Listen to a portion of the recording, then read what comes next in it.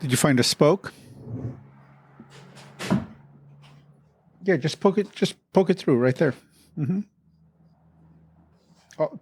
Push it all the way in, all the way back into the. There you go. That'll push out anything that's in there. Tubeless. Making a mess. Well, just do it slow. The syringe method. You familiar with that, Joe? Yeah, I like it. Do you do a lot of tubeless at your house? Not anymore. No? Nah. It's a pain in the ass. But I got that syringe. It's nice. The Park one? Yeah. Yeah, it works. I'll alternate between that and the stands. Yeah. Just because we have them laying around. Although I think we've been using the Park syringe more and more. Oh, Stans has a syringe? They were the first ones, as far as I know. You know, I mean, I've been used the stands for a long, long time before. Yeah. Before the Park came along. It's kind of a cheaper. Yeah. Yeah, it was just a cheaper syringe with a rubber tube. You know, just a piece of tubing. You just fit over the valve completely. This one, how did it work? So the Park one, the tube that comes out of the syringe itself is a lot thinner. It goes inside. It goes into the valve. Yeah. With the stands, it's a bigger diameter hose. Yeah. With you got to screw it on. You got to screw it on. You screw it onto the valve and then you inject it.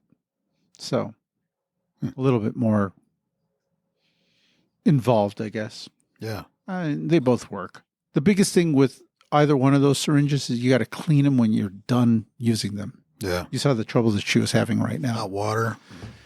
Yeah, just run water through it and clean them. And that's a lot of the times when when I'm replacing them, it's because they've been left aside by somebody that didn't clean them out, or, it gets busy in here in the summer. So Yeah. you're in a hurry to get stuff out.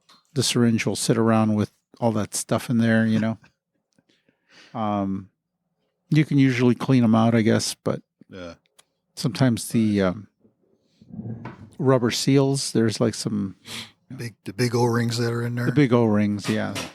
So yeah, it just gets sticky in there, and I don't want to deal with it, so I just open a new one and throw the old one out. Got Vittora has their own too.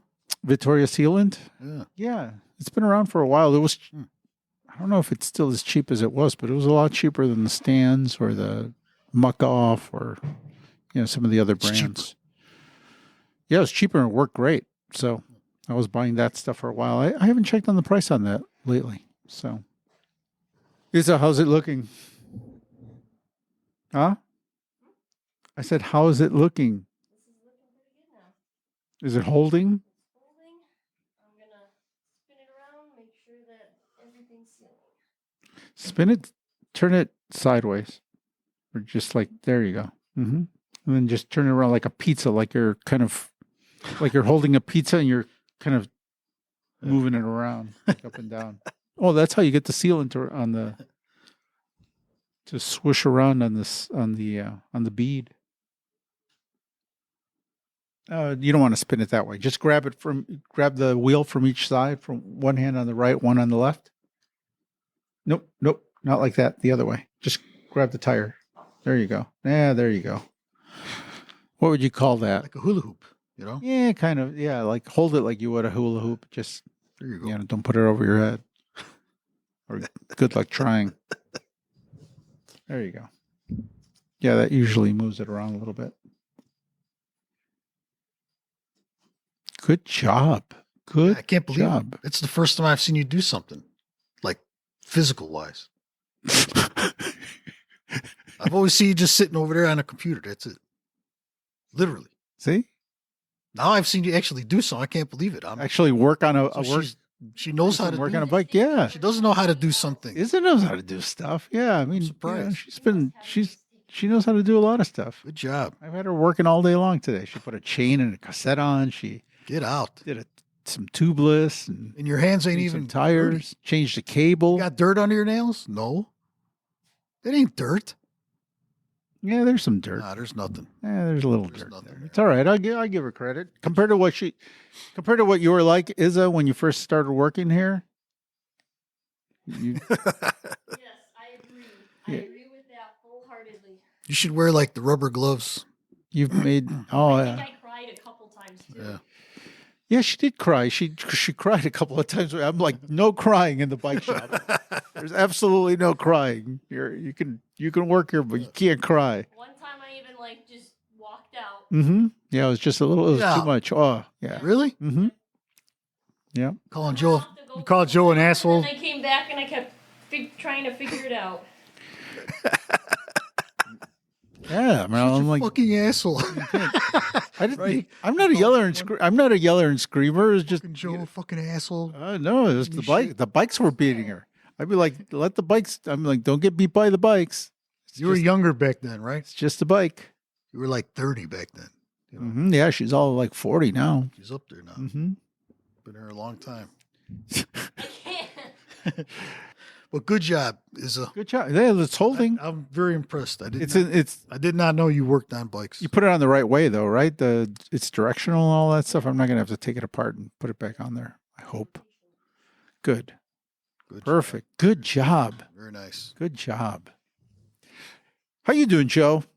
Welcome to the Bike Shop Society podcast, live from the bike shop, Straight from the bike shop, and where it's raining right now. it's actually warm right now. It's been a brutal it? week. Man, Well, I mean, I work outside most of the yeah, day. yeah, And it was freaking. yeah. It was a cold week, Mhm.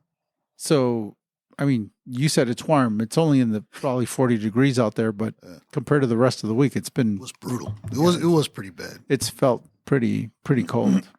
Yep. And we got Izza here today. Yeah, Izza, one of the Surprising to employees here. You caught her still in in action and working on taking care of a very important I thought she was just computer project. person and taking care of like uploading the Oh, like ringing people up Yeah, and ringing people up selling bikes actually and doing stock and no. designing and all that stuff. I'm the kind of this is the kind Very of shop surprised where to see her hands are actually had a little bit of no, I demand that clean now. everybody who works there is able to do at least some basic repairs.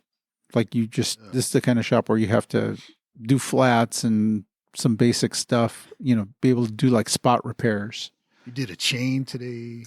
And some more like advanced stuff when there's time, like on the weekend, like a day like today. Normally on a Saturday, on a busy Saturday or something, during the summer, Izza would be helping people out front and then ringing people up and then maybe doing some flats and stuff like that. Yeah. There isn't a lot of time to get into bigger repairs, and I don't like to take that stuff as a spot, Yeah. But on a day like today, work on some bikes. It's a good opportunity to learn how to do things that during the summer maybe we don't have the time to Yeah. stop and teach and do all that stuff. That's when you do that here, and you get the repetition. So hopefully by the time April comes around, May comes around, Yeah. you've done it enough times where I don't have to show you how to do that because you learned how to do it in the winter, Yeah. And so, you pick up a couple more skills and eventually, 2-3 years on, then you're doing tune up. You can do a tune up or you can do a bigger repair. You just start doing all that stuff. You start chaining those things together. There's no crying in the bike shop. There's no crying. Unless of course, like a bill collector calls and you don't have the money. Only the then owner. you could just cry. Yeah. No, then you hide. When the bill collectors call, you just hide. Izza, go ahead. You can talk. It's fine. Give her some headphones. Yeah, we're all here. You were a hot topic last time. Yes. Oh, yeah. We talk about you all the time. Spent here. at least about half an hour on you. Good 45 minutes. Development Yeah. As a bike shop person. Yeah. Mm-hmm. That. Oh, yeah. The last 5 minutes of every show we dedicate to you, strictly to you. Yeah. We do Nice. is a report. Yeah. Mm-hmm. You out of here? I am out of here. All right. Well, Going out into the rain. thank you. Thanks. You don't need gloves. It's not cold out. No. You can go out this way or that way. Go that way. Just go over the cords and just lift and there you go. That's fine. People know you're here. You make noise. It's not a big deal. Goodbye. See you later. See you later. Thank you. I'll be in touch this week, okay? Take care. Izza. Yeah. She's good, man. She's gotten really, you know what? She's actually, they all, I wouldn't let them hang around here unless they were good. And all I want them to do is be excited for what they're doing, like into it, enjoy being here.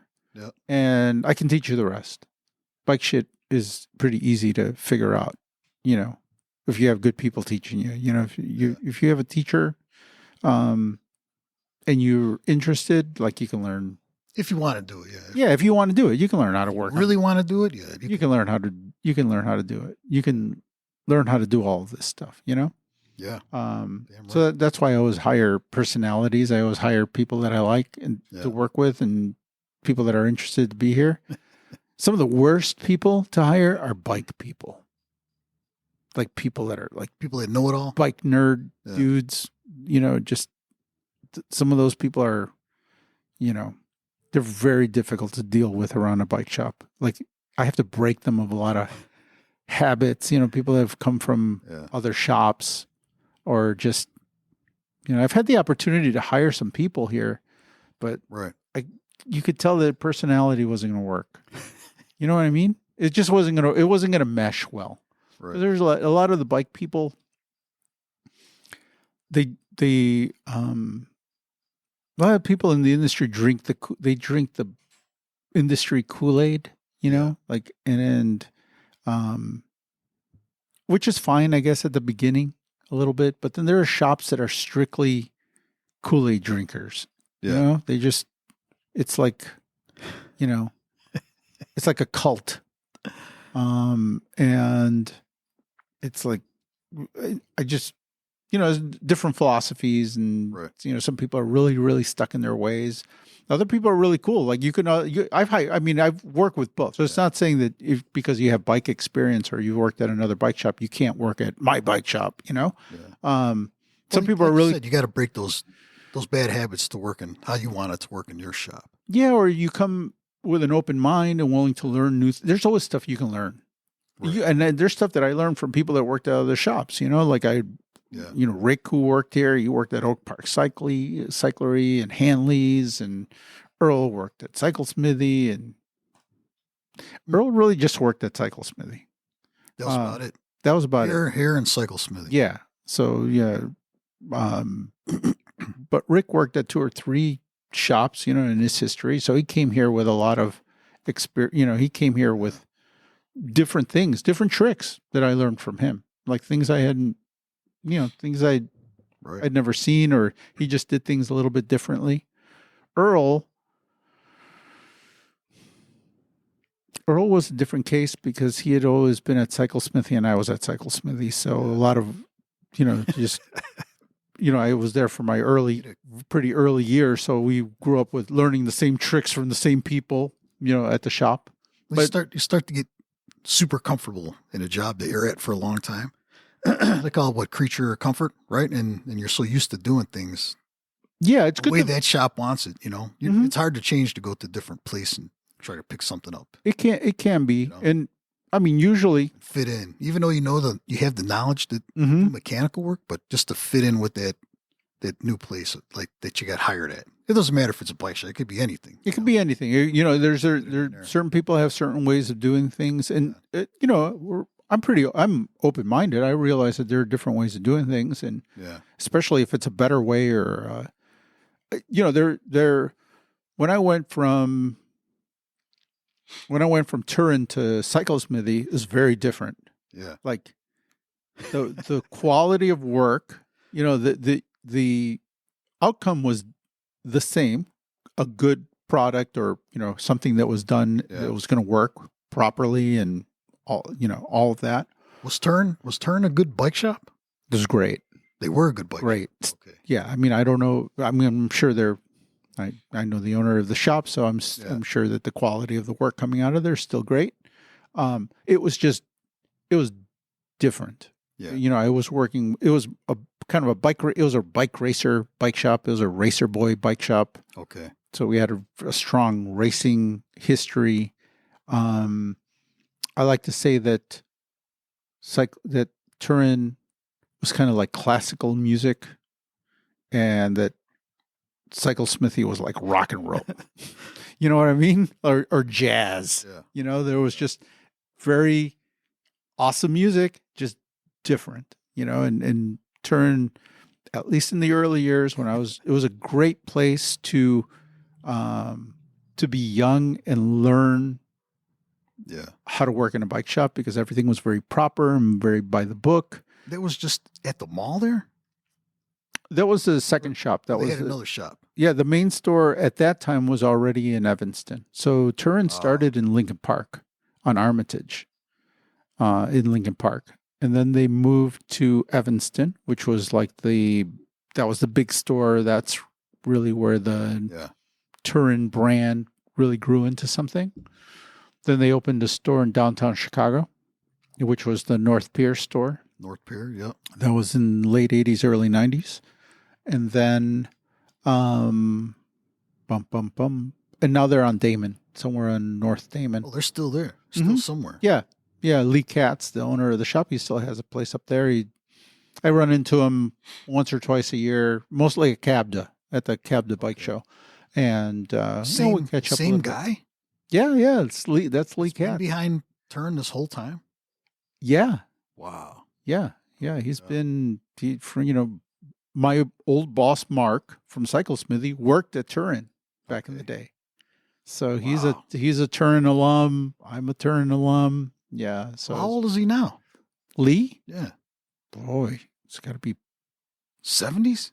Oh, easy. Yeah. Easy in his 70s. I wouldn't be surprised if he was a little over 80. Holy shit. Or hovering right around there. And he's still working, man. Still likes doing bike stuff. Yeah, it's the only reason there's still a shop there. I mean, he just likes the game, you know. I mean, this is kind of his. Wow. I think it's kind of a passion project more than, anything else. I mean, I'm sure it's still a good running business and all the rest, but I think that if he has a bike shop, it's because he likes having a bike shop. And where's it at again? Oh, it's on Damon somewhere. On Damon, North Damon Avenue. Keeps it in the city. Yeah. Yeah, it's a much smaller footprint than it was at its, obviously when it was at the height of, when it was at its height, you had 2 stores. Right. You had 2 stores. You were importing bikes. You were importing Basso. So there was an importing aspect to the business. You had Basso. I think we were dealing with Scott. I mean, there was a lot going on. I mean, I was young, so I wasn't as involved on the business side as so I wasn't. I mean, I knew there were a lot of different things going on. He was working and advising. He was advising Shimano. He was helping design the Shimano SPD shoes and cycling shoes and things like that. Okay. Because he had Lake shoes, and then I think when Shimano decided they wanted to do shoes, I think he came on board to help with the design of their cycling shoes. For the SPD? He helped design the SPD mountain bike shoe. Yeah. Holy cow. Mm-hmm. So that was strictly mountain bike SPD was? Yeah, it was strictly mountain bike. Okay. It was a mountain biking shoe back in the day. And he doesn't have anything with Lake anymore, does he? No. When it comes to Lake, I believe that Lake is a whole different entity now. Sold it off. I think he sold the brand. Yeah, I don't want to talk about stuff I don't know 100%, but I don't believe that he's involved with the Lake brand anymore. I think Lake is a different thing. But I remember Lake shoes. There was someone selling Lake shoes out of like Oak Park. Yeah, I mean there was Licktons that probably sold Lake shoes, but the distributor, the U.S. distribution is still out of Chicago, and the guy who runs the Lake USA, my friend Chris Dimmick is he used to manage a turn. He used to manage turn North Pier.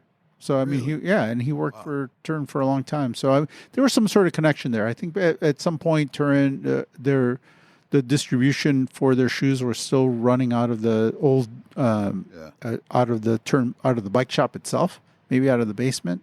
I don't know. I honestly don't know all the ins and outs there. But there was a tie to Turin for a long time, and then Turin. it's all a bit of a Right. I don't know all the details now, but their lake distribution is still handled out of Chicago. Lake distribution. Yeah, the Lake shoes, like the Lake USA, is still based out of here in Chicago. In fact, the last time I talked to them, they had more shoes here than they do in their global headquarters. So they're more. Yeah. Where are they made at? I think they're still. Yeah. I mean, I'm, somewhere in Asia, I'm sure. Yeah.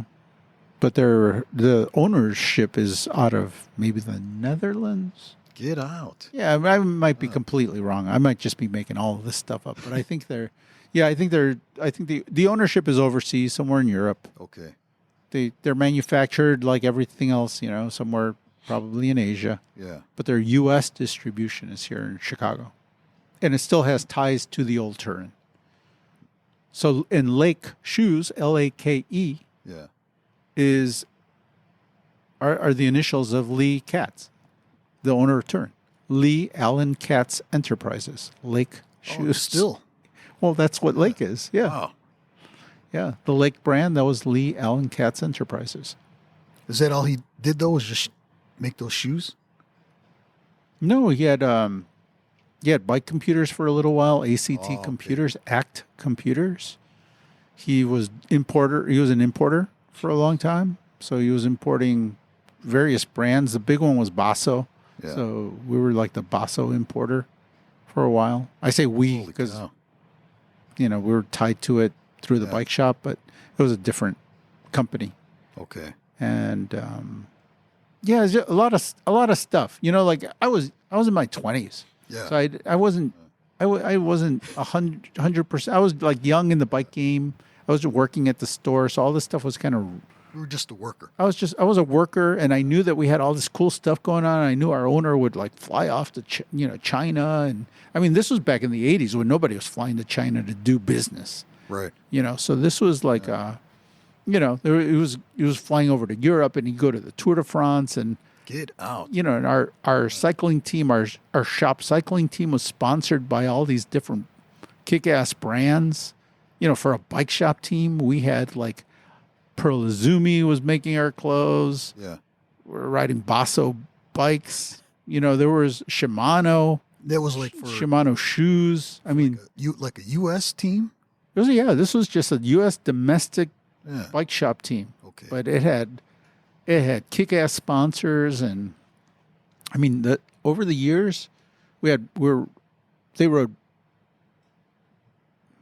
the team rode Basso, they rode Bridgestone. Basso is what? Italian brand. Okay. Mm-hmm. They rode Bridgestones for a long time. Wow. They rode Independent Fabrications for a while. They were sponsored by Independent. Yeah, they were sponsored by these people. Like, it wasn't that they were just riding those bikes, but they were sponsored by Bridgestone, sponsored by IndyFab, sponsored by Basso, which I think Lee was the importer when that was happening. Yeah. Worked with Pearl Izumi clothing. They were just. It was a great team. Like the Turin team, even going back into the 70s and early 80s. Yeah. Bob Roll raced with the Turin team.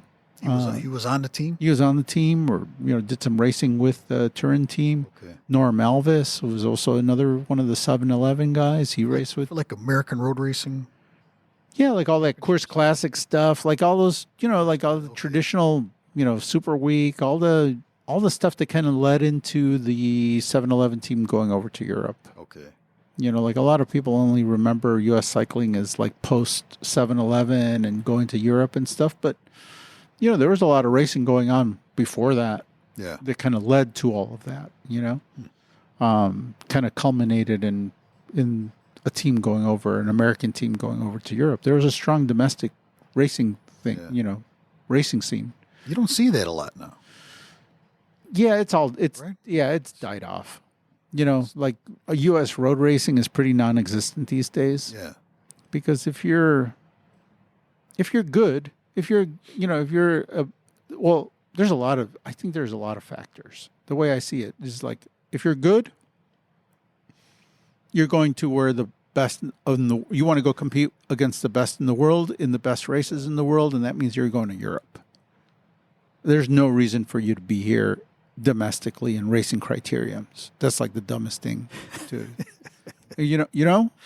that's just, that's the way I saw bike racing back in the day. Even when I did, that's what kind of made me want to go to Europe, was like, I go to these domestic bike races. I'm like, you're riding around in circles. Where are the castles and the mountains? Where's the Tour de France at? That's all it was just in circles. Like a time trial kind of, or you're racing against the clock, or? It was criteriums. You ever see criterium racing? Are you familiar with criterium really, racing? no. So it's like usually a 1 kilometer, 2 kilometer course, mile and a half course through a neighborhood or a downtown Schaumburg, or the big one that was here in Illinois was we hosted the United States Criterium Championship every year in Downers Grove, in downtown Downers Grove. Right in Downers Grove. Yeah.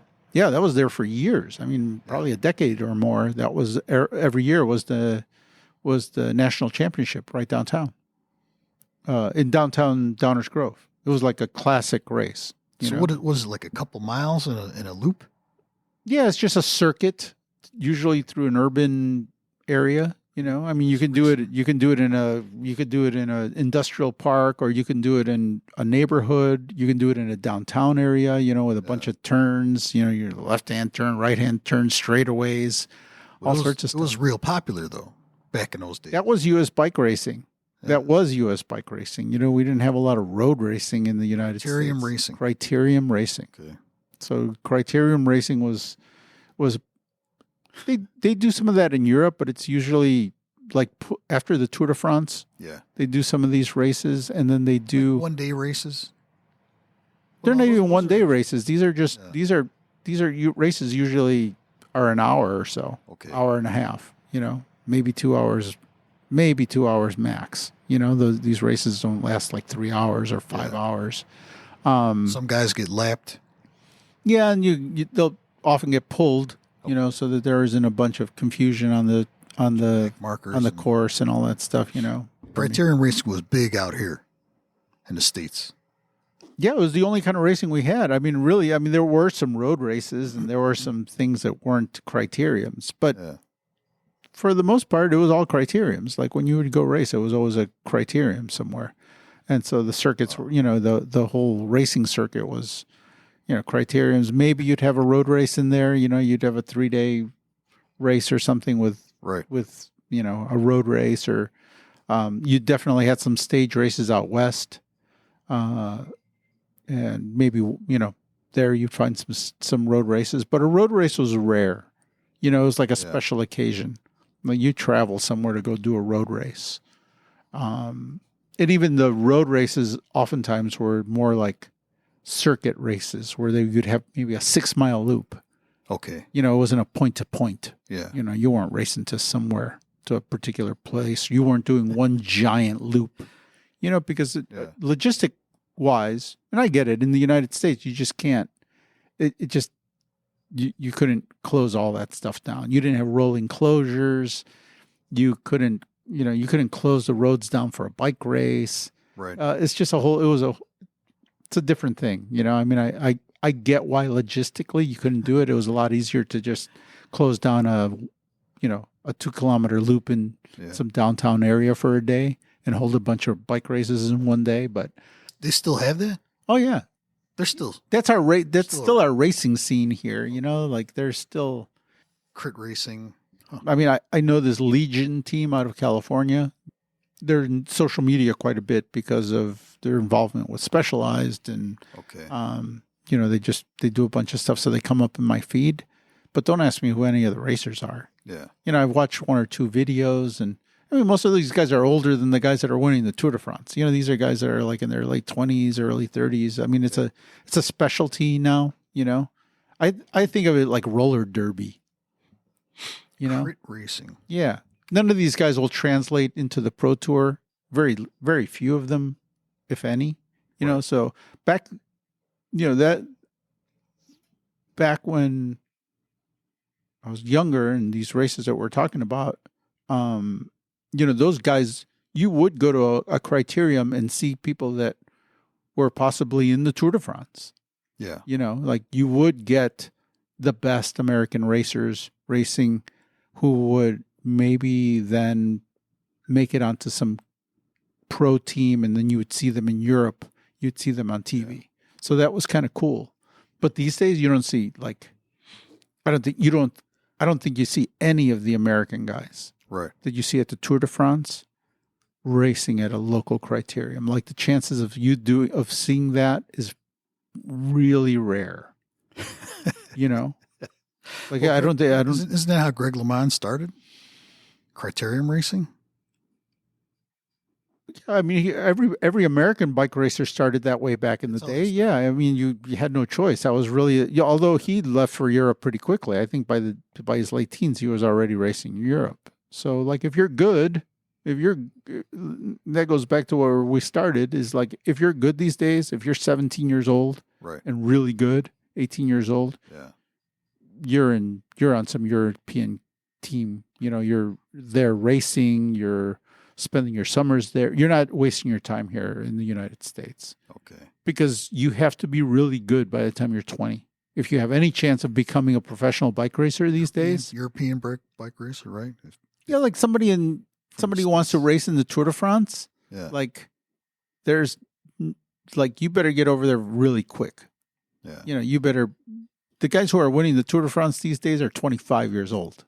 26 years old. You know what I mean? They're already they're winning European races by the time they're 21 and 22 these days. Yeah. So, I mean, when I was younger and racing, a guy didn't even come into like his prime years until his late 20s. In fact, they would be like, oh, you know, these are his best years, 28 to 32 or 27, 28. You know, that's when they would start going to the Tour de France and in contention, and you know they used to call those the good years. Mm-hmm. Yeah, late 20s, early 30s. Like that was like your prime time. These days, by the time you're in your early 30s, maybe mid 30s, you're retiring. Yeah, from a good long career, because you have these kids who are starting when they're pros when they're 20 years old. Yeah, how long are they going to go? You know what I mean? You're not going to have guys. You're not going to have people in their in their mid 40s racing. Right. You know, it's going to be very rare. You know, they're just not going to last. Yeah, it's interesting stuff. Yeah, so I got these magazines from bicycling magazines from like 1977 or 78, mm-hmm. and I remember just looking in there, like all these bike clubs that were in there, that all these crit races they showed in all these different states. Mm-hmm. There's all kinds of stuff going on all over the country for these crit races, you know. Or mountain bike races, the early mountain bike. Yeah, there were races. There was a lot, and then there was the first year for the Tour of California, and they had like information on that first year, you know. How to get in there or come see the Tour of California and stuff like that. But that was back in 78. Now the Tour of California is gone now, right? It's been gone for what, 5 years or something, 6 years? And it's a while. It's been gone for a while. I don't know that was the only tour that we had here, right? Or was there a tour of Colorado?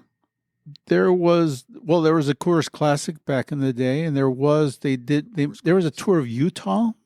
They did that for a little bit. There was a Tour de Trump. Tour de Trump, yeah. It was actually the Tour DuPont. Then I don't know if it was the Tour de Trump first and then the Tour DuPont, or it was DuPont first and then like the Tour de Trump. Multi-day events? Yeah. That was like on the East Coast.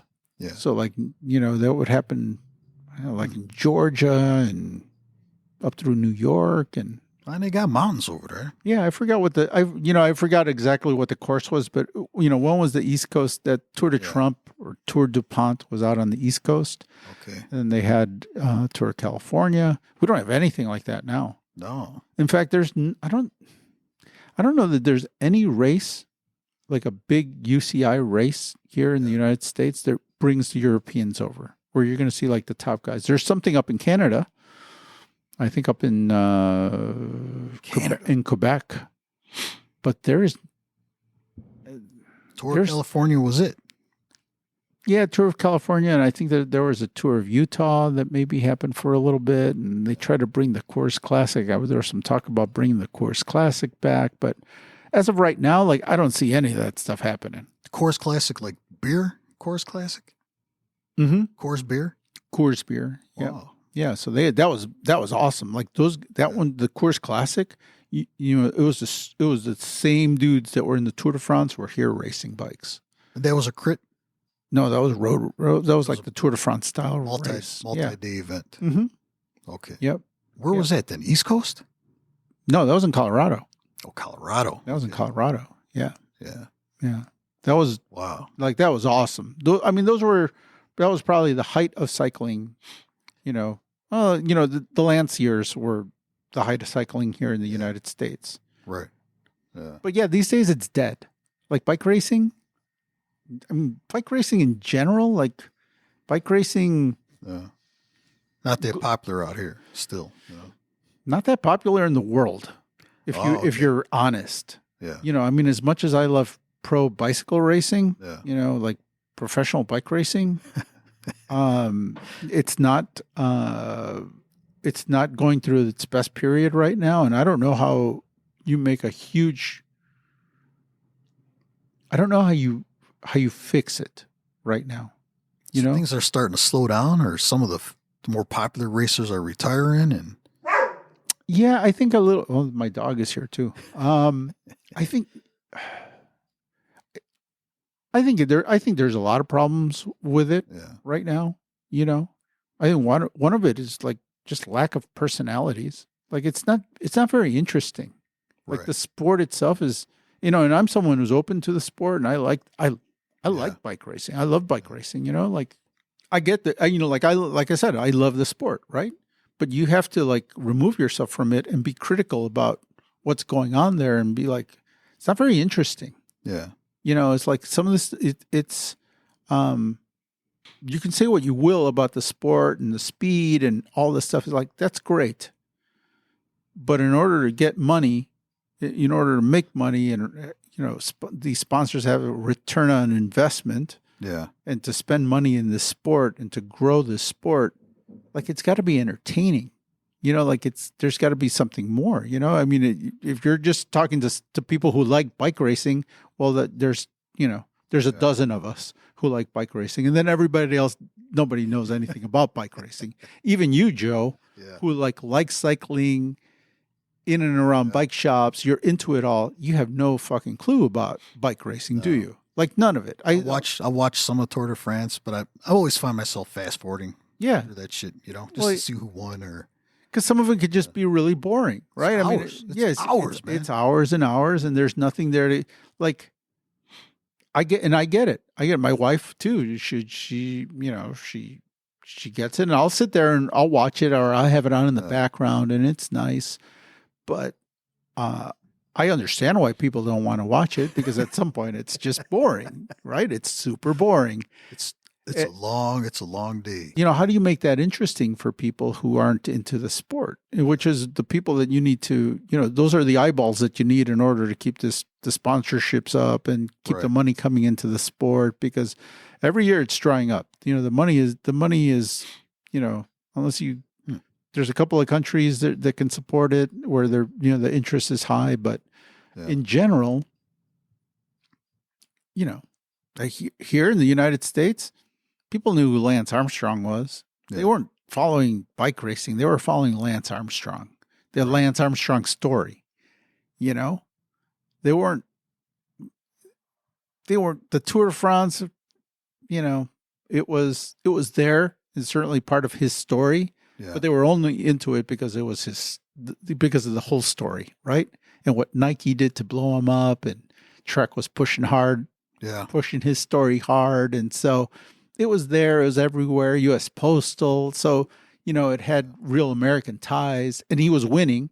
So American racers, for the most part, right? Well, he was He was the best. Yeah. The Americans only care about the best. They don't know who won the bronze medal. You don't celebrate a bronze medal here in the United States.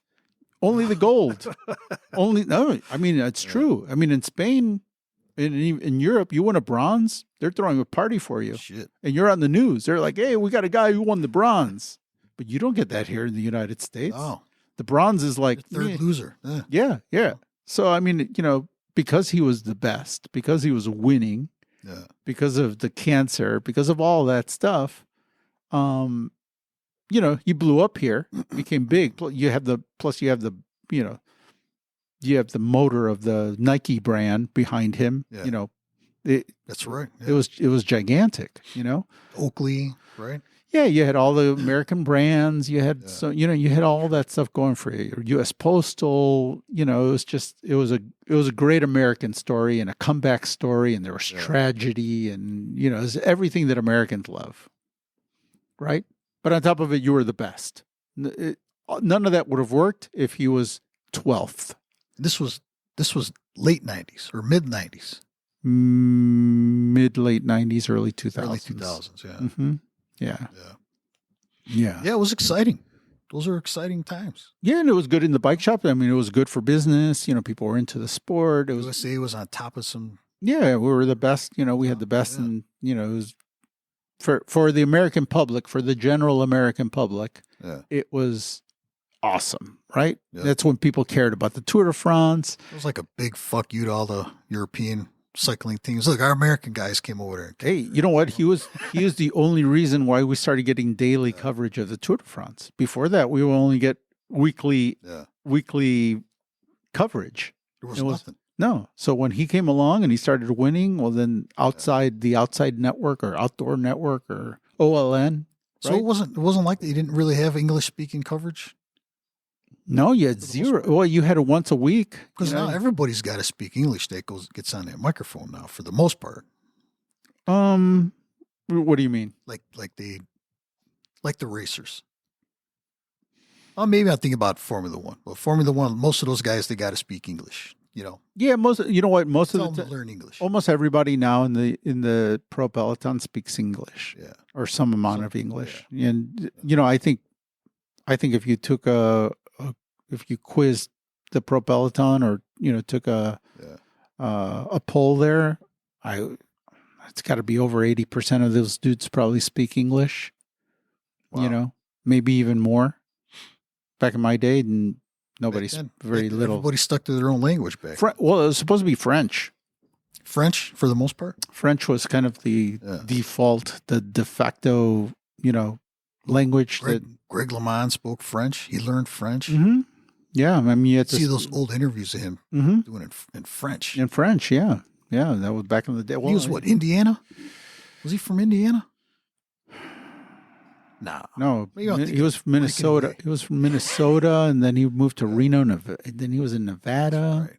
Yeah. I think he was from. Well, and he lives in Minnesota now. I think he was from Nevada, and then he went to California, and somehow he ended up in Minnesota. Yeah. So. Yeah.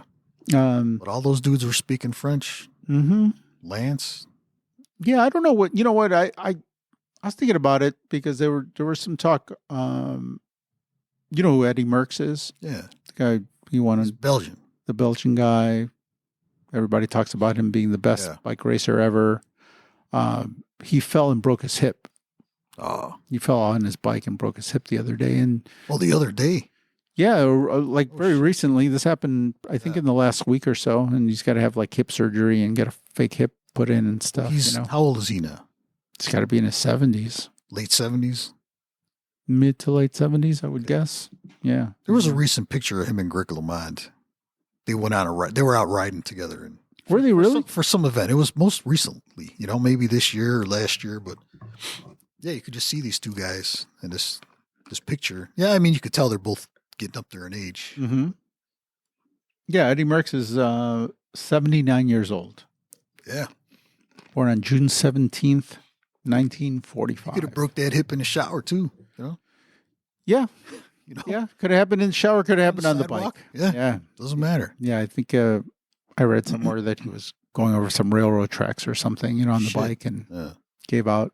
It's happened to me. So I totally comprehend how you could fall in that. So, Man. yeah. Best of luck to him. Best of luck to Eddie Merckx Yeah. as he gets better. Hello, I'm Stijn Wandel from Belgium, and you are listening to the Bike Shop Society podcast. I just read the other day where the Trek team signed this driver. Really? Yeah. They signed Alex Espargo. Do you know who that is? No. To do racing? Yeah. Yeah. To let's see. I'm just trying to find a good story here. Let's see the story. After a brilliant career in MotoGP, Alex Espargaro is opening a new chapter in his sporting life. The Catalan rider MotoGP. has decided to take on a new challenge by joining the Lidl Trek Future Racing cycling team. A surprising decision, but one that demonstrates Espargaro's passion for the sport and his thirst for new adventures. After a memorable MotoGP career and an emotional final Grand Prix in Barcelona, Alex begins a new sporting chapter. The Catalan driver of 35 years of age has signed a contract with professional cycling team Lidl Trek Future Racing, marking a unique transition from MotoGP to professional cycling. How old is he? 35? 35. Yeah. So they're not signing him to win races or anything. They're signing him because he's a personality. Yeah. They're signing him because he's got a lot of pretty popular. He's because he's a popular guy. Yeah. And I they're you could use that money to sign a couple or two or three young kids that might be aspiring to be, to win the Tour de France, or you can go for the sure shot that's going to get you eyeballs and a return on investment and go with the 35-year-old MotoGP racer, which tells you where the sport is at right now. Yeah. Where, and it's not in a good place. The racing isn't enough to get people to watch this sport and pay attention to cycling. They're having to bring in personalities, people that can 35-year-old. It's a 35-year-old retired MotoGP guy who they're going to give a chance to. I think let's go on. Espargo, a lifelong cycling enthusiast, has often spoke of his desire to get into this discipline. When I was set to sign with Movistar in 2021, I was as excited as a child, he told the Spanish portal Relief. But shortly after, I was on the podium with Aprilia at Silverstone, and I felt that leaving would have been unfair. While he is already engaged as a test rider in MotoGP for Doga, Espargaro is preparing to cycle professionally, currently training with the Lidl Trek team in Denia, Spain, right down the street from where my wife is at right now. Yeah. Actually, she sent me some pictures today from the roads around the house there, and there were 4 different professional teams out, that she ran into just driving to her cousin's house. Yeah. Practicing. They're right in that area, right? Yeah. Denia, Alicante, Denia, Calpe. Okay. They're all like within an hour of each other, Wow. So, driving those roads in and around there on a Saturday morning, you'll run into all those guys right now. They're all out there. Currently training with the Lidl Trek team in Denia, he seems ready to take on a unique double challenge. Yeah. While Lidl Trek Future Racing has already allocated its 30 rider spots for the 2025 season, Espargaro's exact role remains unclear. Could he become a support rider or join the cycling team's development department as he does for Honda in MotoGP? This new adventure leaves no room for boredom as a Spargaro between his role at MotoGP tester and his contract with Lidl Trek. He juggles two demanding sporting worlds. Blah, blah, blah, blah, blah, blah, blah, blah. It doesn't go into a lot of what he's going to be doing, but somewhere else I saw that he was probably going to do some gravel racing, and I don't, you're not going to see him at the Tour de France. Yeah. You're not going to see him at any of the major races. I see this as a publicity stunt on the part of, Trek. Right. Or the Trek Lidl team. A smart move. Look at us. We're talking about it. It's controversial to some people are angry. They're like, oh, why don't you just put that money into young guys? I'm like, you mean young guys that nobody knows? Nobody knows. Yeah. Nobody knows. Yeah. They went for the sure thing. Hire a 35-year-old dude that everybody, that a lot of people know. I wouldn't even say that everybody knows, because I've heard that name, but only because he's from Spain and he's won races and stuff. But I couldn't pick him out of a lineup. But now it's international news. It's in all the MotoGP papers, in all the magazines. It's in the cycling magazines. Right. One dude.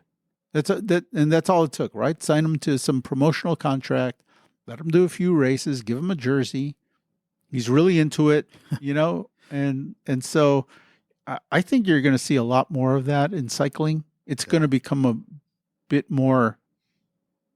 I mean, I think what they understand is that the cycling, the bike racing part of it isn't enough. And if they don't do something, they need some people out there. They need some popular people, and it's hard. There isn't a lot of personality in cycling anymore. The personality has been kind of cut out. It's all very methodical and robotic. The bike racing is not. Yeah. I think one of the reasons that everybody loves that, Tadej Pogacar is because he does race with a little bit of passion. But there's not a lot of those dudes out there. They're lucky that they got it. I mean, the sport is lucky that he's around, because I don't know if he wasn't around. I really don't know. You wouldn't know a bunch of those riders. I honestly pay attention to him and maybe one or two other guys, right? But I mean, he's the big interesting thing, because he seems to be able to win anything he wants to win. Yeah. And he races everything and anything that whatever he feels like doing, he does. Which is a little bit different than the way that cycling is run these days. He'll do a classics race, he'll do a stage race, he'll do just a lot of random things, a lot of random races. Because he wants to demonstrate that he's the best on all terrains, right? I mean, he's got something that he wants to do, and it seems like he wants to prove that he's the best. Whenever he wants to be the best, or whatever he wants to win, that he can win it. He's a young guy. I think he's only in his mid-20s right now, because he's been racing since he was young, and he's been winning. Yeah, he seems like he's old, but he's he's around. Like I mean, he's one of those guys that I think will probably retire by his by early mid-30s. He's not going to have anything to prove to anyone. I mean, he's 26 years old. He seems like he's been racing for 20 years already. He's a veteran, Yeah, I mean, he's like super veteran, and in a lot of circles considered the best cyclist to ever live. Yeah, and like he's right up there. I know he doesn't have the 5 Tours de France, or he doesn't have some of the, but he's still working on it. He's only 26. Yeah, who knows how many he's going to end up with. So, I mean, he's we're talking about Eddie Merckx. He's kind of like Eddie Merckx in that he's able to win time trials, mountain races, singles, world championships. Like he's able to do all of those things. Climbing and all that stuff. Mm-hmm. Yeah. Time trials. Wow. Yeah, I mean, he's able to do, he's able to win in all of those different arenas. So, these days you're kind of a specialist. You're known for something, climbing, right? Time trials, But he's pretty much all. He could do it all for the most part. He could. Yeah, I think he can. He can do everything, all those climbs, the downhill, all that stuff, and Yeah. oh shit. Yeah, I think he's a standout in the sport. Unfortunately, there's not enough of those standouts in the sport. People that are listening to the show that are cycling fans are they're thinking, oh yeah, what about Wout van Aert? Or and it's great. I know who Wout van Aert is, but nobody else does. That's the problem. Is it like if you're into cycling, though, then you know the handful of these people, right? Yeah. And you've got to be super into cycling to go deeper, to know the young guys. Like when I was getting into racing, I knew the full rosters of almost all the teams. No kidding. Yeah, like I knew obscure racers. I knew the 6th guy or the 7th guy or the 8th guy and the on the Polti team, on some obscure Italian team, it was different, and I knew what they looked like. There was really no coverage out here. No, you had you had once a week during the Tour de France. Yeah. You had Paris-Roubaix. That was it. I think like for television coverage, you had Paris-Roubaix, and then you had the Tour de France. And then everything else, at least in the late 80s, I had access to some bike racing because you would be able to buy a VHS tape of bike races in Europe. Right. And there was like World Cycling Productions, and you could buy bike races. You could buy like a videotape copy of the Giro d'Italia or the World Championships. And so you'd have to buy those. And then Turin used to rent those cassettes. Well, he would get them. We would get them, and then we would play them in the shop. And then, and you could rent them. We used to rent the tapes out. I think I have a bunch of those tapes because I used to buy them, and I used to get them for myself. And VCR tapes. Well, probably now they're on YouTube. Yeah, a lot of them are. A lot of that stuff. A lot of those good old movies. Like yesterday, I came across Sunday in Hell. Have you ever watched that? It's the Was it Kevin Costner? No, that's American Flyers. American Flyers. Sunday in Hell is a documentary about the Paris-Roubaix with Eddie Merckx, and you should watch that one. You'd enjoy that. It was on YouTube. It's on YouTube. There's a remastered version. Yeah. And I think you could still find the classic like Phil Liggett one. So the remastered one is subtitled and in Belgian, like it's just all the foreign languages are in translated to English with subtitles. I like the one that I grew up with was narrated by Phil Liggett. It's just with an English narration, just he's pretty good. Yeah. Yeah. I mean, it's a young Phil Liggett, and it's just good. It's a classic. Like, if you were going to be a bike racer back in the 80s, like that was one of those things you had to watch. You had to watch the Sunday in Hell. Sunday in Hell. Mm-hmm. Yeah. Yeah. I'd suggest it to anybody who's never seen it. Man, they had the latest. Damn it. Who the hell were we just talking about? Fignon? Laurent Fignon? Laurent Fignon. Mm-hmm. And he got beat by Greg LeMond. Greg LeMond by 7 seconds or something like that. Yeah, 7 or 8 seconds in the 89 Tour de France. Yeah. So he just had his documentary that just came out I don't know if it was last year or 2022. Mm-hmm. And they were talking about that race and how Greg LeMond came up, and then he went to the race, and then he was playing second fiddle to Hinault. Bernardino. Yeah, spelled Hinault. Hinault, yeah. So he was playing second fiddle to him, and then somehow he left that team and went to another team. And anyway, I think he won, but then they had the whole thing with Laurent on there. But man, like you said, those guys were characters back then because everybody wanted to talk to those guys. It was entertaining. Those people were all over him, man, just swarming these guys. Yeah, it was. I mean, those were. And Laurent was like a cocky bastard. He was real awesome. cocky, Yeah, he was great. It was just a great documentary. But this was like it came out like last year, or Yeah.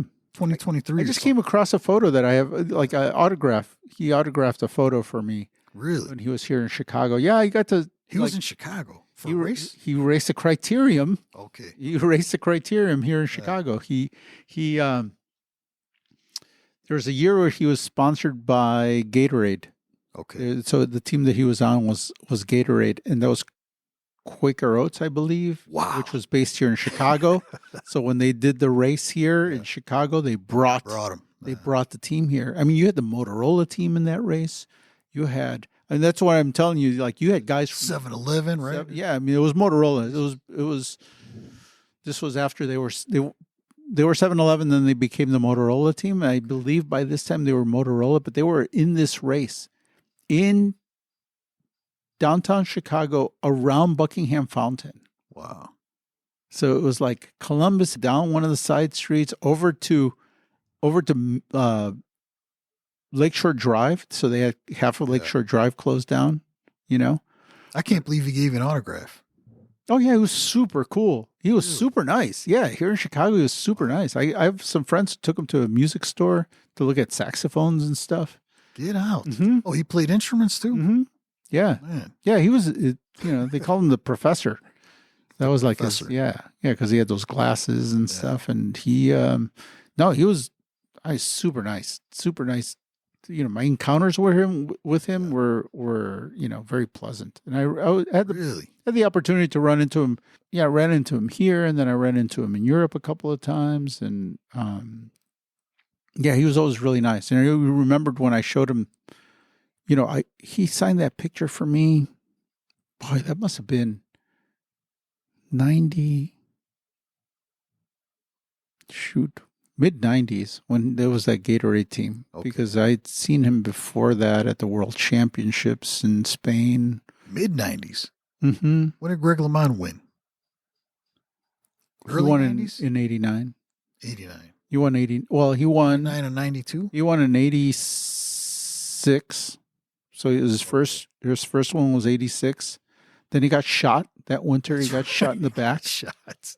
So he lost the accident. Yeah, he got. Well, right. His brother-in-law shot him. I think they were all probably. They thought his career was done. Yeah. He almost died. They talked about that on the documentary. Everybody wrote him out. Oh yeah, and so 87 he was out, and that was Stephen Roach who won the Tour. Then 88, 87 there was a big battle between Stephen Roach and Pedro Delgado. Yeah. And Delgado finished second. In 88, Delgado won. That's the one where, those 2 years there is where I got really into like Pedro Delgado and the idea of going to Spain. Yeah. Kind of came about. 89, Le Mans came back and he had the big win.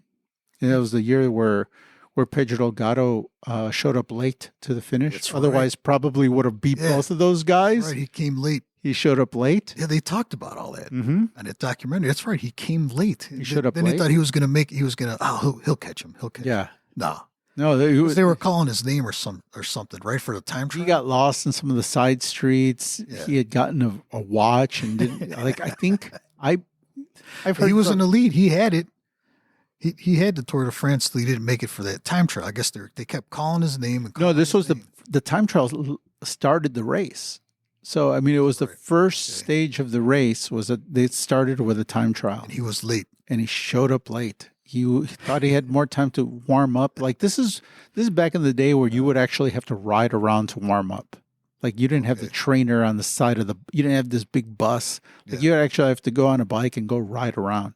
And he got on the bike and he went riding down some side street, lost track of time. Because I heard that one of the mechanics that they gave him a Swatch watch. Okay. And you remember those old Swatch watches? Yeah.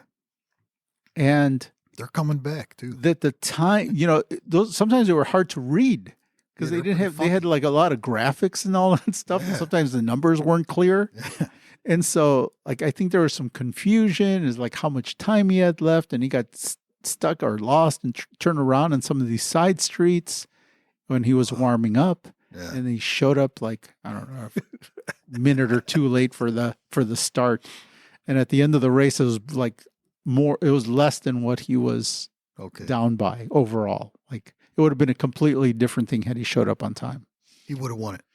He probably would have been. Or certainly close up, right up there. It would have been a whole different situation there. Yeah. But he could have, I mean, he could easily have won it if if that wasn't the situation. But it made for, history and a huge comeback and all that stuff. Man. Then when you got into the early 90s, then you got into 90 and 91, 92, then you got into Indurain in those years. Miguel, yeah. Yeah. Because Le Mans won 89 and 90, but 91 Indurain came about, and he held on till like 95, I think, 95 or 96. He Really? won 91, 92, 93, 94, 91, 92, 93, 94, 95. Okay. So those were his 5 in a row. Okay. Yeah. Yeah. And those were the years that I was there. So those were the years I was living in Spain. So, I mean, like I lived this incredible era of cycling in Spain because it was hot. All the kids. Was hot out there? Well, the cycling was like. Oh, the cycling was hot. The country's hot. So summer in Spain and, in the plains of Spain where I lived, super hot. Wow. But the sport was also, I mean, I lived in the town of the winner of the Tour de France. So there was a fever already because the Tour de France winner was from there. Yeah. And even though he didn't win after 88, he was in contention. And then 91, 92, 93, 94, 95, he was on the team of the guy who was winning. So, I mean, it was right there, and Spain was winning. So the whole country was excited. And every afternoon in July, every television was on the Tour de France, so it was an awesome time to be a bike racer in Spain because people knew what you were doing. People respected what you were doing. They understood what you were, trying to accomplish. Yeah. It wasn't just like this throwaway thing, like racing bikes. You said racing bikes, they're like, oh, like Indurain. You're just like, oh yeah, just like Miguel Indurain. Everybody knew who he was. Everybody knew, like cyclists were popular figures, especially because they were winning. They were all super popular,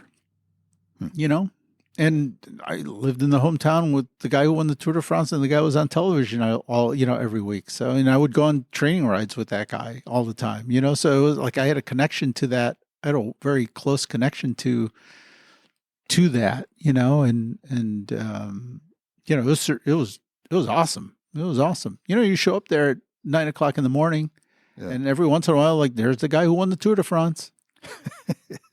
You know what?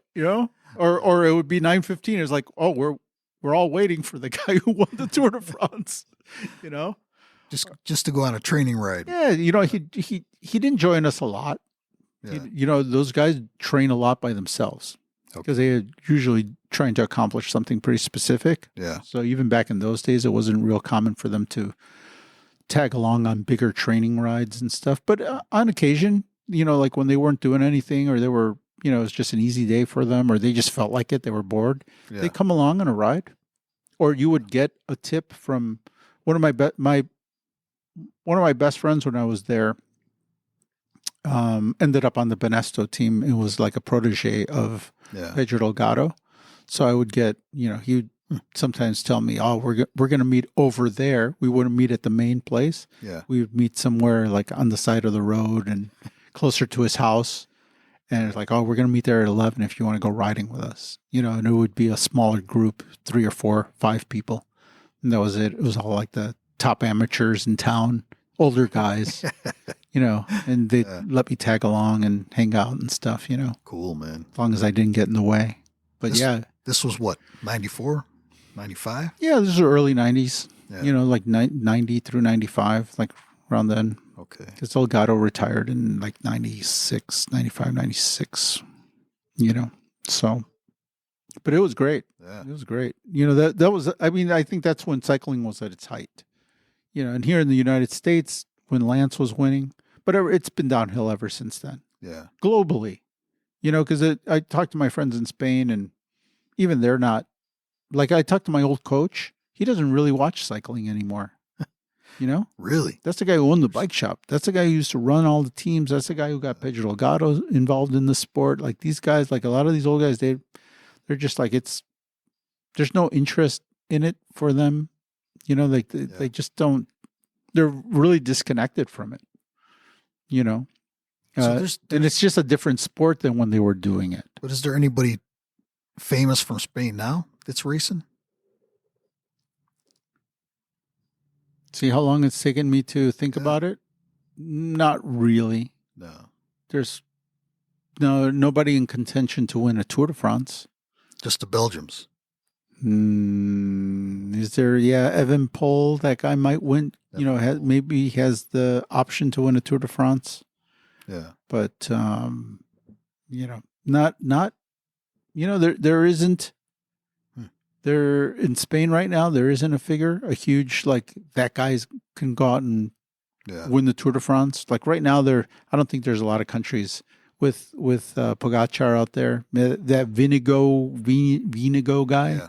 Yeah. But that guy's like just, I don't know. It's like he's like a block of wood. You know, it's like that's how much personality he has. You know, I'm a good bike racer. Like a lot of these guys are really good bike racers. They don't have the Peter Sagan personality. No, they're just not. I mean, it's like they're not like they're you know, they don't say much. They're boring. You know, they're excellent bike racer, right? Yeah. Strong. I don't even know if excellent is the word. They're strong. They're very strong. Yeah. They're very strong cyclists. Strong physically. They got all the tools physically. But I think that's one of the problems with the sport right now is that it's just very robotic. There's characters. There's a lot of characters in the sport. It was before all of the different ways of monitoring your system, you know, where guys could make big mistakes and blow up halfway through the race. Okay. You know, they lose big time one day, make a lot of time up the next day. You know, I mean, it was just, it was a lot more interesting these days because of all of the attention that's paid to everything. You don't have those big swings. You know, there isn't a lot of drama. Okay. It's very, you know, unless you get crashes or something like that, these races are run pretty tight. You know, they're all within minutes of each other, the main guys. Yeah. They wait till the end of the race to make their moves. There isn't a lot of random attacking. You know, it's a different style of racing. And so it just doesn't make for a very compelling product. Yeah. They might be strong. They might be, they're stronger than ever. These guys are thinner and stronger, more powerful than ever. But it's also more boring than ever, you know? Yeah. And that's coming from someone who likes this. I mean, I like the sport. I love the sport. I grew up with the sport. But I'm like, well, how do you fix it? You know, how do you fix it? You put them all on stock bikes. Put them all on, like, I don't know. Bring national teams back to the Tour de France. I would love to see that. I'd love to see. They have national teams? I think they did. Yeah. I think they did the national team thing at the Tour de France. But if they haven't, I would like that. That might be really interesting. I'd love to see like national teams battle it out at the Tour de France. That would be. I don't know. It'd probably be pretty tricky to work that out with their trade teams and all of that stuff. But that could bring back some interest in that. I mean, right. That would perk up my ears a little bit, make me want to watch that. You know, I'd love to see national teams at the Tour de France. Man. I just don't know how if the sponsors of these teams really, that's for a lot of them, all they have is they're only doing it because of the Tour de France. Yeah. You know, it's the biggest eyeballs and the most eyeballs on there. The whole program is built around the Tour de France for them. Yeah, it's a tough one, Joe. It's a really tough thing. Yeah. And all the money now is starting to get spread out in these other in these other disciplines like gravel, you know, the stuff that the people are doing these days. Right. You know, and guess what? To sponsor a gravel team, you don't have to sponsor a gravel team. You sponsor like one dude. Yeah. You know, and some of these guys are getting as much publicity as some entire team. just because Sure, they got a personality, because they're good, because you're able to build a nice program around them and throw a lot of money around their Yeah. around that person. I mean, it's one person. Yeah, one or two guys. Yeah. They write a blog, they do a bunch of videos. Frame, give them a frame, and give them some bikes, give them some money. Yeah, I mean, but compared to what you would have to spend on a big time professional team, millions. The millions, Right. right? You can spend. Let's say you spend $1 million on one of these guys, and I don't think any of these guys are getting $1 million. But overall, let's say between what you pay the guy and what they call the activation of his sponsorship, meaning like, all the things that go on around him, right? All the giveaways, the videos, the blogs, the website, all the, outreach that you do with him, right? Sending him to different events and sending two girls there to man a tent and give out T-shirts and stuff like that, right?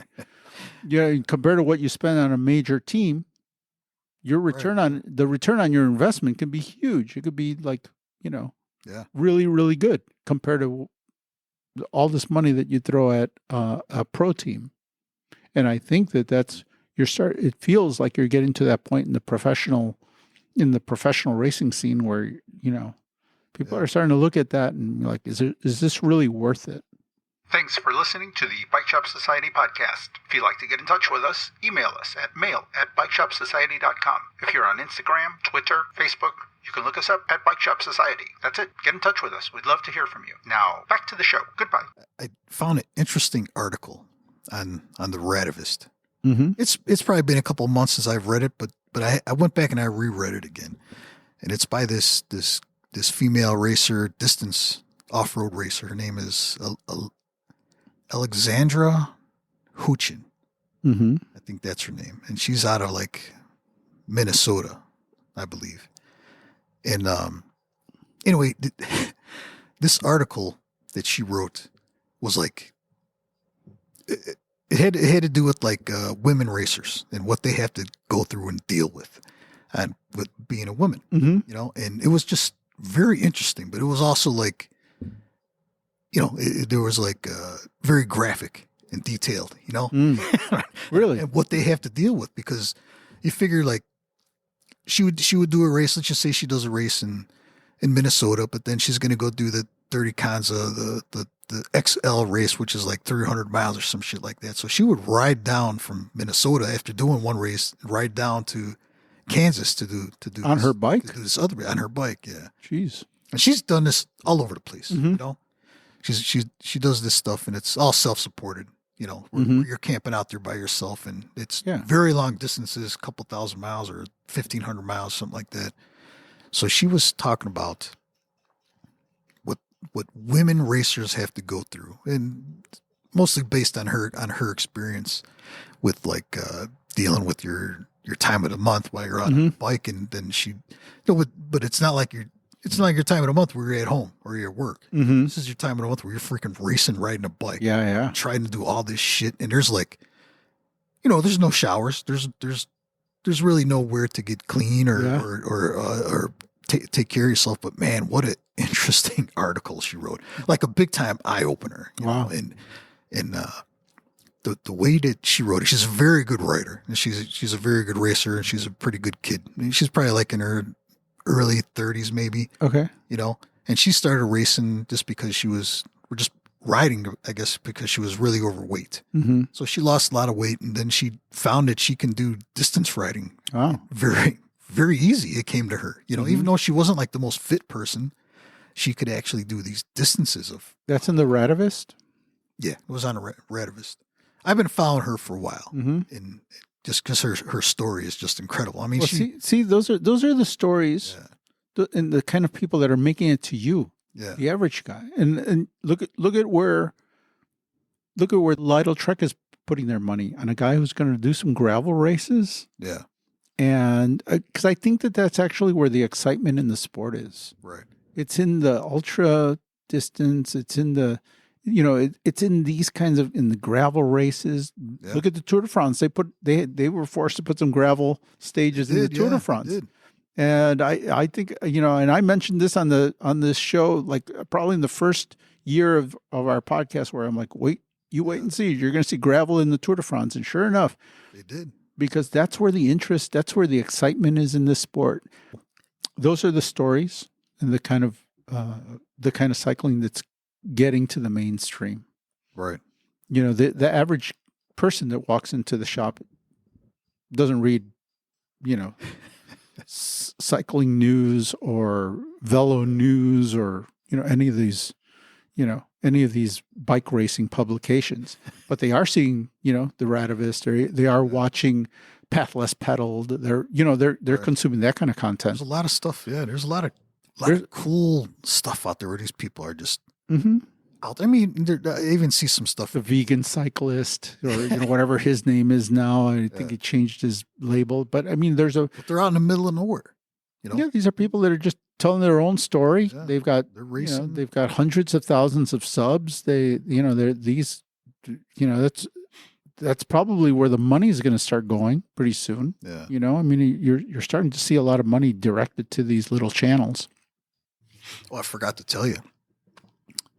Oh, I think I told you, but I posted some photos of this bike I got from a young lady out in Ohio. So I did a road trip and drove like 4.5 hours, 5 hours one way out to I think it's called Miamisburg or Miamisville, Ohio, which is kind of like by Germantown, Ohio. Okay. Or Germantown's a little more well known, but I drove out like it was like almost 300 miles, maybe one way.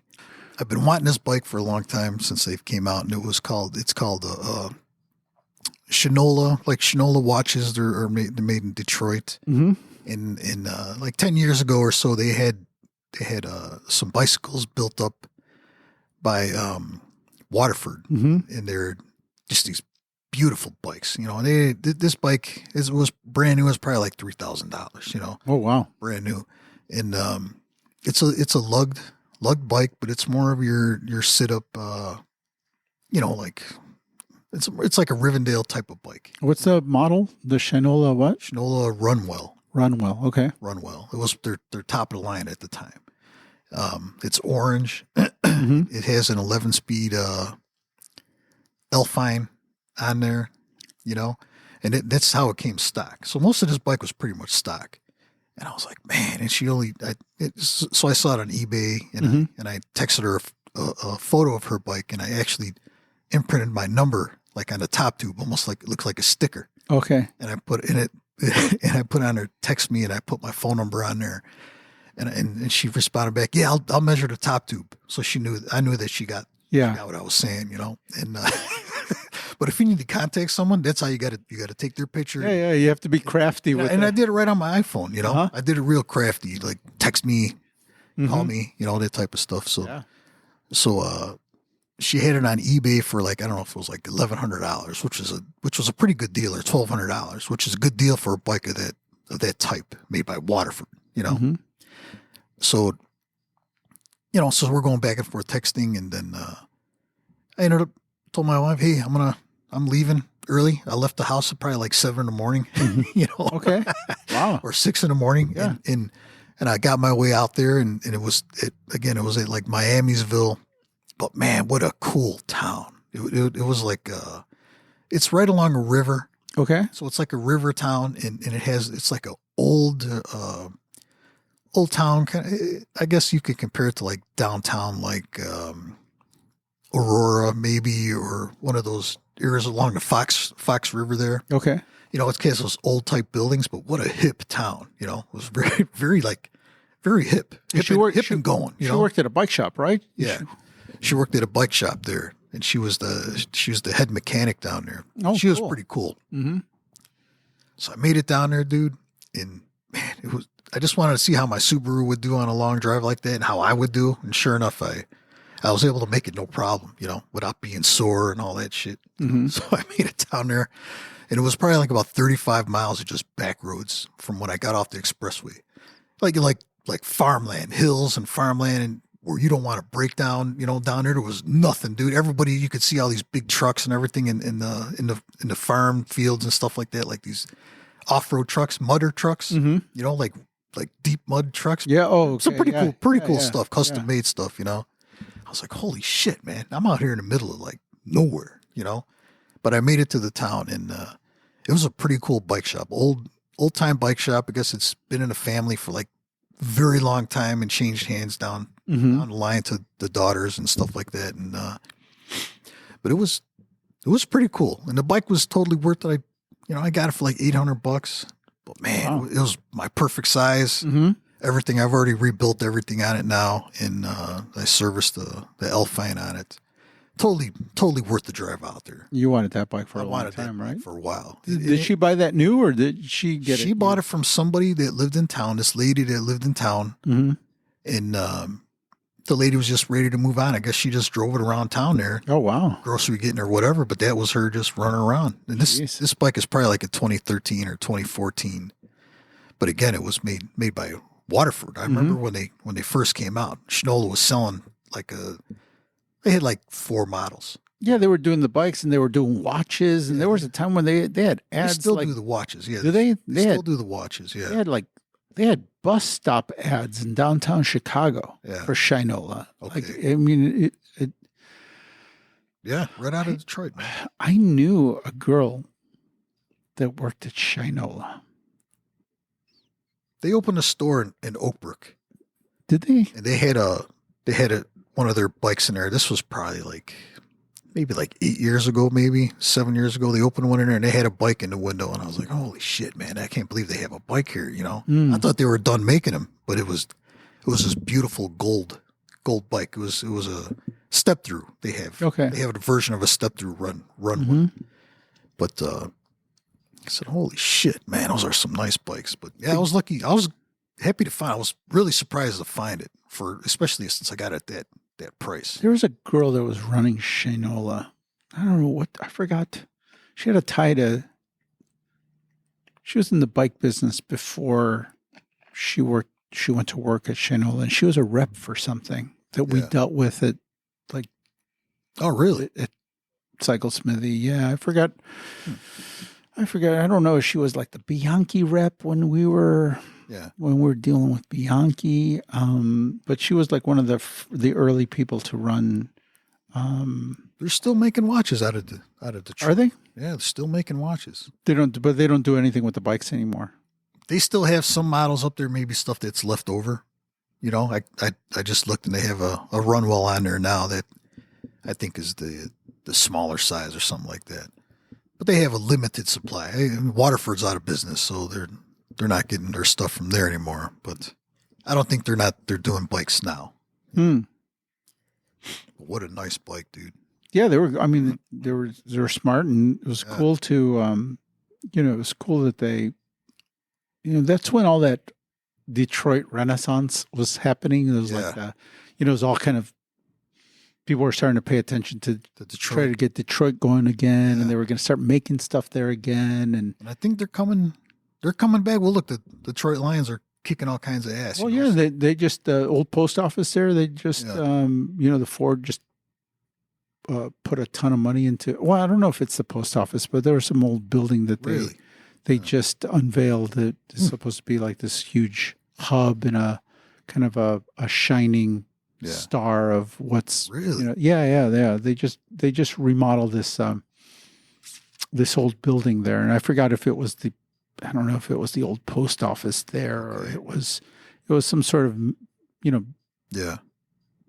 like an iconic building that had just kind of run down. And Detroit turned into a pretty much abandoned city. It was I mean they really started turning that place around, Yeah, I mean, they a lot of people, including kind of led by I think the Ford family was one of the, was one of the instigators in that, like to try to revive the city. Abandoned houses over there, just. Well, they used to do Devil's Night there. Yeah. Remember that? It was like, it was. Really? Yeah, like I don't know if that was the night before Halloween, or if it was Halloween when they would do Devil's Night there, and they would burn. It was like a huge day to like burn abandoned buildings all over Really? Detroit. Yeah, yeah. I didn't know they were doing that. Oh, Devil's Night in Detroit used to be a major, major thing. Yeah. But it was just a way to get rid of all the crack buildings and the vacant I buildings. think it and was all just that. a way for a bunch of kids to have crazy okay. fun, you know. But that was like a famous night there, Devil's Night in Detroit. I never heard of that. I have to check that out. Detroit's Central Station.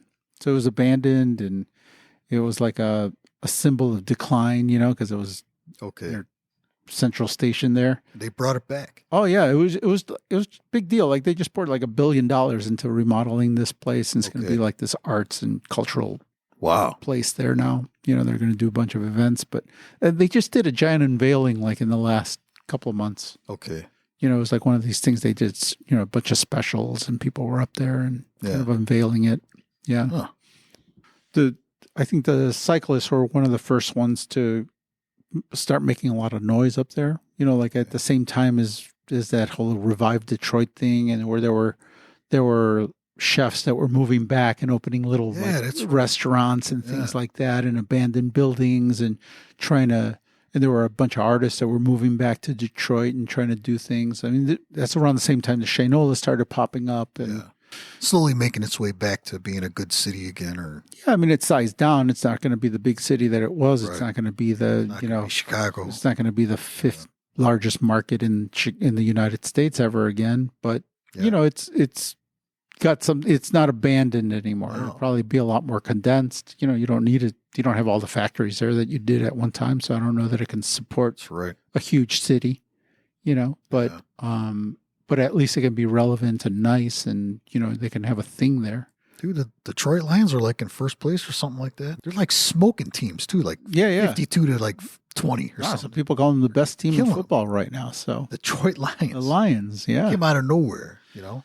yeah. I mean, well, they've been kind of slowly building that thing back up too. You know, I mean, it's just a lot of things that are going on there. You know, they built a new baseball field downtown. So I mean, there's been a lot of effort. They did. They Yeah. built a new one. Mm-hmm. Okay. So there's been a lot of effort going back into the city, and they've been pouring tons of money and putting a lot of effort into rebuilding the city. And it's been, I mean, I haven't been to Detroit. I haven't been to Detroit in over 20 years. I mean, but the last time I was there, it was a sad sight. I don't think I've ever been there. You never been to Detroit? No, never been there. When I was there, it was sad, man. I mean, it was like downtown was abandoned. There was nothing downtown. Really? There was this funky mall downtown where I went to you know, it was just like, I went in to see what was there, and it was just a bunch of hair braiding places. Get out. Yeah, it was pretty funky. It was, you know, it was that old Detroit that that people talked about. Well, it was just like that. Wow. You know, it's just like a lot of. I remember driving around, and I was like, "Whoa, man, this Looks looks sketchy. Yeah, looks crazy." You know, but you know, terrible. I'd love to go and see it now. There's like abandoned like high rises and stuff, right? all sorts of stuff. Yeah. There's like abandoned freaking tall ass buildings. And Well, all you know, that. I went to Ohio like back in September. I was driving back, and Columbus? I went to Cleveland, right outside of Oh, Cleveland. Cleveland. Okay. Mhm. But then on the way back, I stopped in Toledo, Ohio. Yeah. That was a town that must have had a lot going on back in the day. That is now kind of Really? probably on a little bit of hard times. Yeah, because like their downtown there's a ton of closed up, boarded up places. You know, a lot of empty commercial Okay. places, big buildings that are kind of, you know, you could tell something was there at some point, but it's all boarded up. You know, like maybe 10, 12-story building.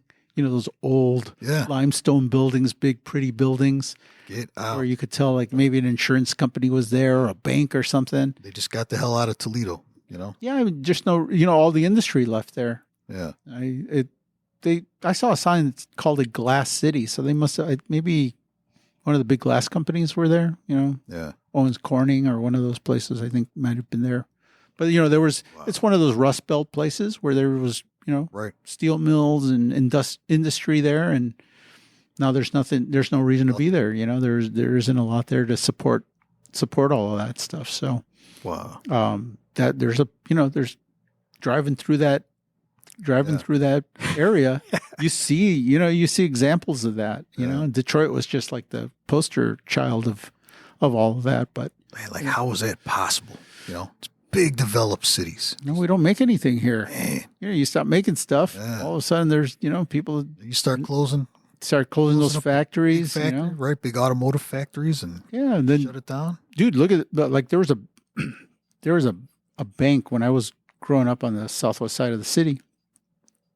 There was a place called Tallman Okay. Bank, Yeah. and it took up an entire city block. It was like 3/4 of a city block, and then a little bit of Yeah. parking. But it was a whole city block, and it was like you went in there, and there were probably 3 different levels plus a basement. A bank. A basement that had a cafeteria that the neighborhood would go and eat at that cafeteria. Yeah. They would go to that. I mean, the food was so good and the deal was so good Yeah. that I remember all the old ladies and people in the neighborhood would go there to have lunch at the bank. That was a thing, Yeah. It started to decline during the time that I lived there, and it got to the point where when I would go into the bank, it was like 6 tellers, and the rest of the bank was empty. This 3-story bunch of Really? offices in there, Yeah. that when I was a little kid, and I was like in my early teens walking through there, Yeah. it was filled. Like the bank was filled. There were like all those officers, hustle and bustle. And by the time that place closed in my mid-20s, late 20s, Yeah. there was nothing but like 6 tellers there and maybe a couple of people on the main floor in a bathroom, and everything else was dark, and they had closed off those other areas, right? Like you couldn't go through there anymore. Yeah. Yeah. And eventually they knocked it down. Oh, it's gone, huh? It's completely gone. Yeah. They put a strip mall there and a health club. And across the street, there is a little bank.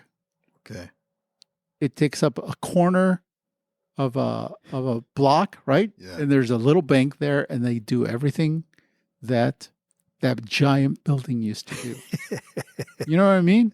Like it's just changing times, right? You don't need this giant. That's where you had your mail rooms and all that stuff. Yeah, you had mail rooms. You had vacuum tubes sending mail up to everybody. Yeah, you had an office for everybody writing a mortgage or doing like all sorts of paperwork, and downstairs you had the vault. Yeah. You had one of those old school vaults, where you would walk in and it had a giant door, and somebody had to let you in. And Times have changed. Times have changed. There's no tellers really. You're not counting coins no more either, man. Because who the hell has coins? So they don't count coins anymore. So you got to go to like Walmart's one of those coin counter. Oh yeah, do they take your money? Yeah. They take a percentage of the coins that they count. Really? 10% or something like that. No way. Yeah. Really? Yeah. I'm gonna. You know what? I should look up. I should find one of those machines. I'll put it here in the shop. Bring your coins. Line people up. We count coins here.